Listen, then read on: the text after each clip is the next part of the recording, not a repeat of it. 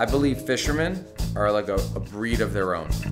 We have the ability to fine-tune our craft to the point where we can win millions of dollars, yet we can still cook like a Chateaubriand, mix the best drinks and pour the best stuff and sit with presidents and kings. And I think we realize that everyone is really the same.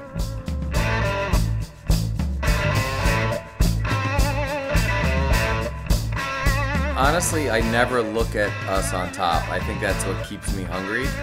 Like, as much as I hear it and I see it and people give you the accolades, 3-time World Sailfish Champion, top winning team in all of South Florida, 120 podium appearances, $500,000 World Sailfish Championship, $4 million in fishing tournaments, a couple $1 million alone just in Key West. So second place dailies, third place dailies, winner take all in a category, equated with dynasty teams. But I'm still like, I still got a lot to learn. The knot I made the other day, I didn't like it. I stretched the hook out, the knot didn't look good, the sailfish came off. I don't know what's going on, and when it's said and done, I love it. I love it.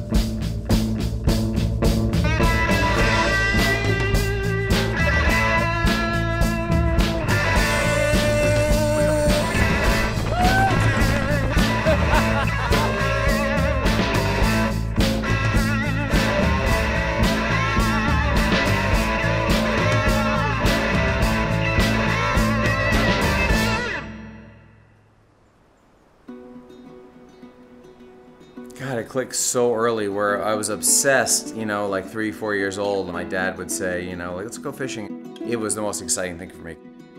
I didn't even know what I was doing.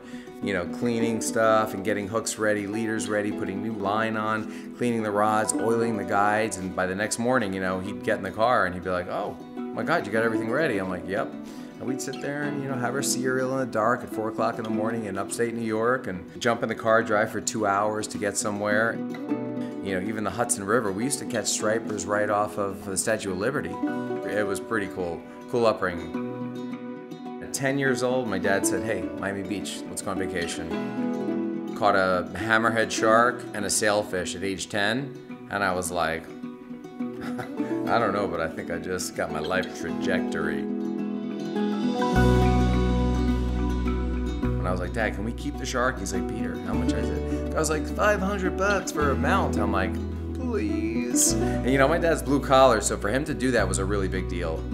And then we caught a sailfish like the next day, and it was the same thing. And so I have a shark from when I was 10 and a sailfish from when I was 10 in this house. And that's really what kind of got me going. I'm like, I have to go to college in Florida and Miami, and my buddy happened to have a boat. Before class, he's like, meet us at 4 a.m. Nasty, go out there, 10-foot seas, like to the point where you thought you were gonna die for sure. You're like, well, it's a pretty good way to go, I guess. I was always, you know, trying to like please my dad, but once he passed, I was like, okay, now it's time to really chase my passion. And slowly but surely, we got to a point where it was like, okay, we're gonna take us to the next level, which was the tournament series. If you're gonna win any tournament, you gotta come down and win the World Sailfish Championship.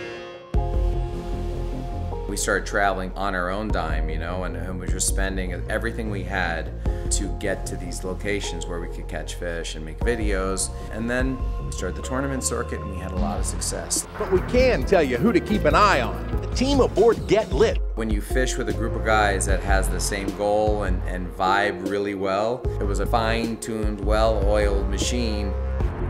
You got 1 on, there's 2 on, there's 3 on, double, triple, there he is on the left, there he is on the right, back up, spin, watch the kites, don't tangle, Peter go under him, here's a 4th one, there's a 5th one, retain the leader, call it in, take the video. Nobody screams. It gives you chills. One of the biggest tournaments we entered, one of our first ones, we won a boat. That's how it kind of started. We started winning tournaments, and over our career, we proceeded to win the World Sailfish Championship in 2003, 2007, 2009. We wound up winning probably close to $4 million in fishing tournaments, and we were, you know, kind of deemed the top sailfish team, billfish team in South Florida history. Get lit! It's a weird juxtaposition. I feel like we did it all, yet I feel like I still want to learn, and I still want to work harder than ever to like take it to the next level. I'm Peter Miller, father, professional fisherman, and your host. To get to the show part was like thousands of days worth of planning and thinking. We're really doing it because we're doing everything we love. From 3 years to 52 years, I'm the same way. I'm like, did you see what we caught? So it's come with me the whole way. And when something like that is so like embedded in your DNA and everything you have, it just feels so natural. I want to enjoy what I'm doing going into my later years, you know, and right now I'm doing exactly that.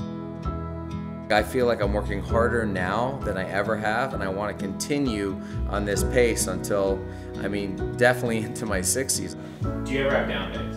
I calm down. I try to calm down by fishing when I'm not fishing, if that makes any sense. I tournament fish, I competitively fish, I fish for fun, and then I come home and then I bass fish just to relax. So basically, I'd say 90% of my life is fishing. And sometimes you just gotta take a deep breath, which I don't know how to do. That's something I really need to learn how to do. I think I need to do yoga or like Pilates or breathing exercises or maybe drink tea. As of now, I haven't done any of that. So maybe at 53, I'll try some of that. With what's going on through my life, with the accolades and the shows and everything happening, it's been an amazing ride, more than I ever expected. It's come with a lot of hard work, much more hard work than I ever dreamt. But you know, one of the most rewarding things to me, honestly, is like being with the kids, to kind of sit and talk with them and go, you know, what's going on with you? And that's something I wasn't able to do years ago because I was so focused on succeeding. Forget work, forget shows, forget anything else. Those moments to me are the most special. I think when you get older, you realize that making a difference in society really means a lot. You know, when you're younger, you're like, I gotta get mine. You go, go, go, go, go. And then one day you're like, okay, I gotta get back. I've done 6 Make-A-Wish events where a kid has wished to fish with me, and I've taken him fishing, and it's been one of the most rewarding experiences of my life. Like when you talk about a legacy, what did you do? Yeah, I left a legacy in the fishing world, and I left a legacy, you know, for giving back, but like having kids, that's your legacy.